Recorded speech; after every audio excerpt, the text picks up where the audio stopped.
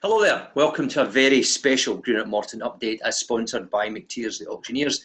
It has been an historic week in Scottish football, and here to discuss the issues with me and look ahead to the future is the CEO of Greenock Morton Football Club, Dave MacKinnon. Dave, thanks for joining me today.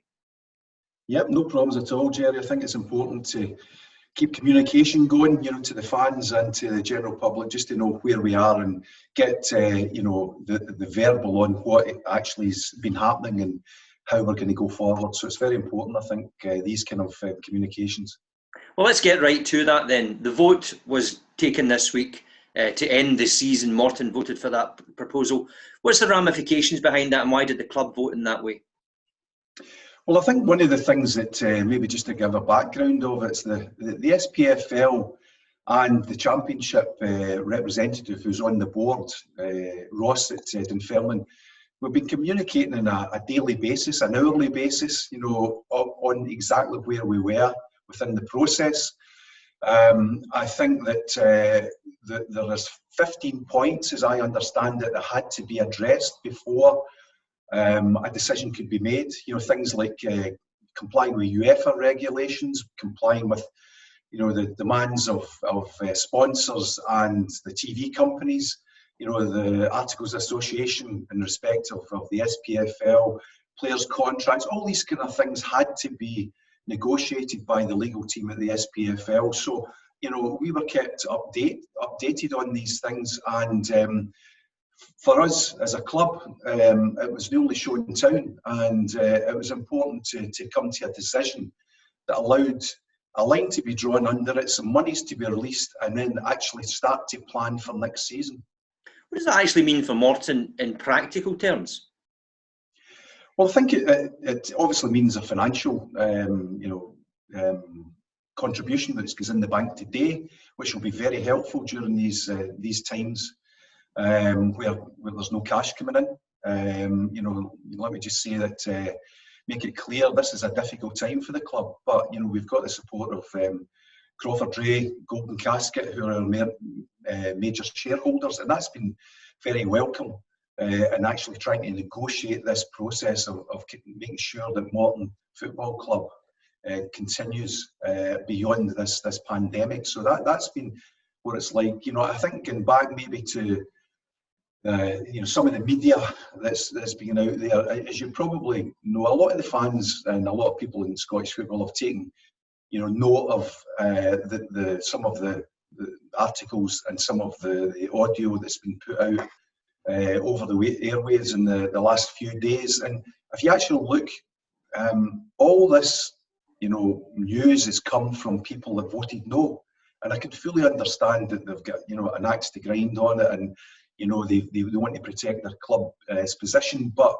you'll notice that the other 81% that voted for it, have kept their powder very, very dry on it. And I think over the next couple of days you'll start to see and hear a lot of stories coming out that actually reflect the facts. At Dundee,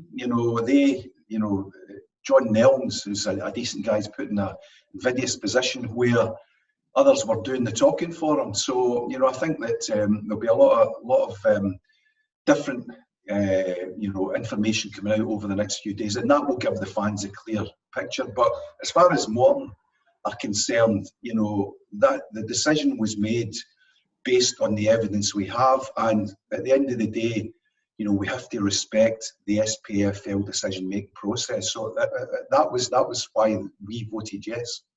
In local terms, with the club, there's a lot of matters to be addressed: player contracts, sponsorship deals, etc., season tickets. What's the stance on that with the club? Well, I think that, whilst we've got season 2-19-20 out the way, we then have to look at when, the next season is going to start, because I think that obviously this lockdown is put in place, for the correct reasons, to protect public health and the poor people that are out there that have caught coronavirus. So, the club will take advice from the SPFL as when the new season will start. From a personal point of view, I think that's going to be a few months off. I think gradually we'll get back into, making staff and players, taking them out of furlough, looking at players' contracts. The majority of contracts finish on June the 10th. We have got 10 or 11 players that we have signed up beyond that. We've done that as a club to not obviously to protect during coronavirus, but to protect the assets of the club. So we've got a core of 10 or 11. We'll hope to add to that by players and existing staff over the next weeks before the contracts expire. But I think we'll be driven by basically the direction from the SPFL and their medical team exactly when we can get back to training and when we can actually realistically look to start football again. On a wider scale, restructuring of the league seems to be back on the agenda. Yeah, I think it was always lurking in the background. And I think what happens is when you have unprecedented times like this, then these kind of things come on the agenda. I think that the people that will be involved in preparing a case for the clubs to vote on, will really have to be very objective in this, because I don't think that this is a time for looking for personal, how it's going to affect clubs personally. I think everyone has to look at the bigger picture here, and if restructure is the way forward and it's supported by all the clubs, then I think it should go ahead. But there are a lot of obstacles to overcome before that, and I think going back to these various articles of association in respect to the SPFL and the voting system, it'll have to be a compelling case and make sure that every aspect of it, is investigated to come up with a solution before a true and accurate picture is made on it. But as I say, anyone involved in the decision-making process have to be totally objective. They have to step away from their clubs and think about what's best for Scottish football, because we are coming through an incredible time that we've never experienced, and we have to make sure that we do the right thing and we come out the other end, and we listen to fans, because I think over the period then fans have not had their say, and I think one of the things that has to be done is listen to what fans want. Staff, management, players, as you say, all been furloughed, but you've been working. How has that been for you? To be honest, it's been a bit surreal. I've actually, because of the SPFL situation about furlough, all the various aspects of it, and all the emails coming into me, it's been very busy, to be honest. When I got into the club, I got into the club 2 or 3 days a week for insurance purposes, to make sure that everything's in order. There's no pipes broken, the electricity's there, and everything's there. So that's a bit funny going in when you're the only person in the stadium and in the ground, and you become very reflective on it, to be honest. And this week, for example, had the wonderful task of doing a liquor stock, because I had to determine what beers were going to go out of stock. So these are kind of things that it's business as usual, but not business as usual. So it's been very busy, and I tell you, I'm honoured and delighted to be able to assist the club during this time, and hopefully we'll be in a position where once we get the green light to go, then we can implement all the bits and pieces that we have to do. You've also said that the manager is in furlough, of course, as well, but he has agreed to do a Q&A with me next week to sit down and look back at the season, and more importantly, look ahead. And we're looking to invite questions through email at Morton. Yeah, well, that's a good thing. As I say, the manager, I've spoken to him on a personal basis every day, and we obviously at some stage have to look at what we're doing with the players, because that's important and fair to get the players either signed up or advised that they're not going to have their contract renewed, which is going to be very difficult under the circumstances. But that's the reality of the situation. There may be, I think I spoke to Fraser Wishart at length at the PFA, and he's looking to maybe do things regarding players' extensions. But I think that we'll do what's right and try and do the correct thing, because one of the things that I think is for a player, you know, I was a player for 20 years, and that buzz in the dressing room, when that stops, it puts you into sometimes in a dark place. And, you know, one of the things that we've tried to encourage with the players, even though they're on furlough, is to communicate. And they've done that through, you know, social media. You know, they've basically had their messages about stay home, stay safe. They've gone out in their runs as for their exercise as you're allowed to do. And they've had playlists now. That was instigated by the players because they felt that they wanted to keep in touch with their colleagues, but also, you know, and more importantly, continue that bond that they had with the supporters. Because, you know, whilst we're all here under lockdown, and, you know, mental health is hugely important, and getting out and getting your exercise, a lot of fans out there can't get out. And you know, I think if we're able to communicate with them in that way, get some feedback as we've been getting, it's great. And I think one of the things that, if you look at Aidan Nesbitt's comments, you know, whose hair's looking magnificent because he's not got a hairdresser at the moment. Well, he must be really worried at the moment about the length of his hair. Absolutely, he'll trip over it when he goes for a run. But you know, that his video, you know, it's like something like 50,000 impressions and about nearly 13,000 views. So that tells me that there is a requirement for this. Also, the young players in the academy, they've done their various challenges, and it's good to see their videos up. You know, the young goalkeeper, Aidan, and the under-13s has done a tremendous job. He basically, his challenges, he managed to raise £700 for Cross House Hospital. So young Aidan, you know, take a salute with that, because this is the kind of thing that goes on. And I think for the young players, not just in the first team, but the other players within the club, it gives an opportunity for them to do something. And, you know, as I say, all credit to them for trying to raise money for, you know, the NHS Scotland. And that's something that our players are looking at. We had a scheme, but potentially it could have damaged furlough. So the players are coming up with their own ideas voluntarily to actually try and raise funds. And we've done a lot of work in the background about, you know, raising funds for NHS Scotland and indeed local community, you know, charities. So that will continue, and you know, we'll do that quietly and we'll shout about it. Dave, on a personal note, I mean, obviously Morton, we've always talked about it as a community club. It remembers its support, it remembers players as well. Sad to see that Alan McGraw had suffered some ill health, but he's back on the mend, thankfully. But we've lost some good people as well.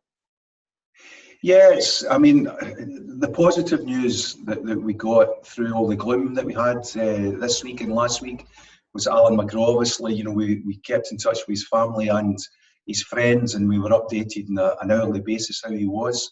He had a stent fitted and he's back home, which is great news. And, you know, Alan, as you know, has got the tenacity of a lion. He's got a heart of a lion, and, you know, his inner strength, you know, we'll see him through this. He's on his own, so there's a lot of things he's going to have to do. But, you know, he's got a huge character, and it was great to see that, you know, he came out of hospital and he's recovering. And our thoughts go to him and his family, and we will see him back at Capello. As you say, there was some really sad news this week and last week, which, you know, it really brings home the reality of things. You know, Donny McPherson, you know Donny, who was in the boardroom all the time, a great supporter and fan of the club, a lovely man. You know, I had some dialogue with him a few weeks ago when I managed to get him a signed ball for his charity, and, you know, he raised money for that, which was great. And Donny, sadly, has died. Donny was a great character, as you know, and, you know, a man that you know, had a great presence. I remember we tried to make the dugout area, you know, exclusively for players and you know, football staff, and we had the bit beside where Alan McGraw was, and Donny, as you know, sat with him. And I remember the first game, he came up to me and says, Davey, he said, I love what you're doing here. He said, but I'm sitting beside Alan McGraw. I've done it for years. I'm going to continue. And I thought, you're a good man. And then as he was parting, he said to me, he says, and remember, I gave Hoppy his first job in my pub. Davey worked for him in his pub when he was a player at Morton. So that kind of character. Gerry McDade, of course. Yeah. You know, the local teacher. I hadn't had a relationship with Gerry, but I did. You know, from his photographs, I did recognise him, and I remember meeting him at a couple of occasions at Morton. And you know, he was larger than life, and you know, it's very, very sad for his family and for, you know, the community that you know, a good man like Gerry McDade is gone as well at 58. So you know, these are the kind of things that bring it home. You know, there was I got an email in from a relative of Charlie Stewart. Yes. An ex-player who played 59-60. He played, I think, just a season and a half. He was the leading goal scorer, I think, in season 60-61 or thereabouts. And he sadly passed away with coronavirus. So this is the thing that we, you know, we're encountering, and it really brings it home, Gerry. And I think one of the things that, you know, Morton as a club, I'm sure will do is look at some sort of memorial to fans that have sadly passed away during this time, because it's fitting that we do this, and I'm sure that throughout the community of Inverclyde there'll be similar thoughts to do some memorials for people that have sadly passed away. And on a personal note, I know that yourself, Andy Ritchie and Alistair McAleese, our club chaplain, have had coronavirus. I'm glad that, and a positive thing that you've come through it, and you have all had come through it in difficult times. But you know, I think that that, you know, is very, very pleasing that you know, that you've been able to come through this, Gerry. To be fair, it's the only thing Andy Ritchie's given me in 2 years. So there you go. Do you have a message for the support finally, Dave? Well, I think that it's difficult times. You know, we're talking about football, and we're talking about a club, and we're talking about, you know, where we should be going. You know, after this, we'll come through. You know, we'll come through bigger and better and stronger. But you know, it's a sideshow, to be honest, because the most important thing is people's health. And you know, sincerely, you know, hope that our fans and the Inverclyde community, you know, keep themselves safe. They stay at home when they can. They take advice of the government's instruction, because, you know, I think when coronavirus came out, everybody thought, listen, it'll be over in a couple of weeks. But this is a devastating virus. It's a horrible virus, and you know, as many people out there, keep themselves safe, keep their families safe, because ultimately, keeping yourself and your families safe is the most important thing in life. You know, football will be here. You know, society will be here. It will look different, but people have to keep themselves safe and well, and look after their families during this time. Thanks for that, Dave. I just have to point out to you that although a lot of places are in lockdown, pharmacies are still open. They sell razor blades, shaving cream, all that sort of stuff. What's that all about? Well, it's Big Andy Ritchie and I had a bit of a talk. I had to speak to him. He's living in his own Andy's, you know. He's obviously living with his 90-year-old mum, who's in good health and good spirits. But Andy's, I speak to him a couple of times a week, and when we spoke about, you know, he says, "Oh, I've not shaved for weeks." I said, "Right, I tell you what, why don't we get Corona beard? We'll grow a beard during this time, and when we come out the other end, we'll get it shaved off for charity, for the NHS Scotland, etc." And he's done that, and I've done that, as you can see. You know, my wife thinks I look like my hero, Kenny Rogers. Others have said on video that I look like Barry Gibb. Some said that I look like Father Abraham from the Smurfs. So pick one of the three. I don't care, but it's I'm growing attached to it. But it's looking at a different person. But we'll see what happens. It's kind of distinguished this grey through it, but there's still a wee bit of ginger here. So we'll see how it materialises. So, you know, I know you're a great hairdresser, Gerry, so maybe we'll get you along to the needful at the end. Well, Dave, for me, you look like the stunt double for Barney Rubble. We'll leave it at Listen, seriously, thanks for joining me today. We always appreciate that you're very candid and very honest about what's happening at the club. So I appreciate that. So thanks for coming along today. Well, thanks very much, Gerry, for this. And just to the fans, lastly, stay home, stay safe, and get out there, keep your mental health positive.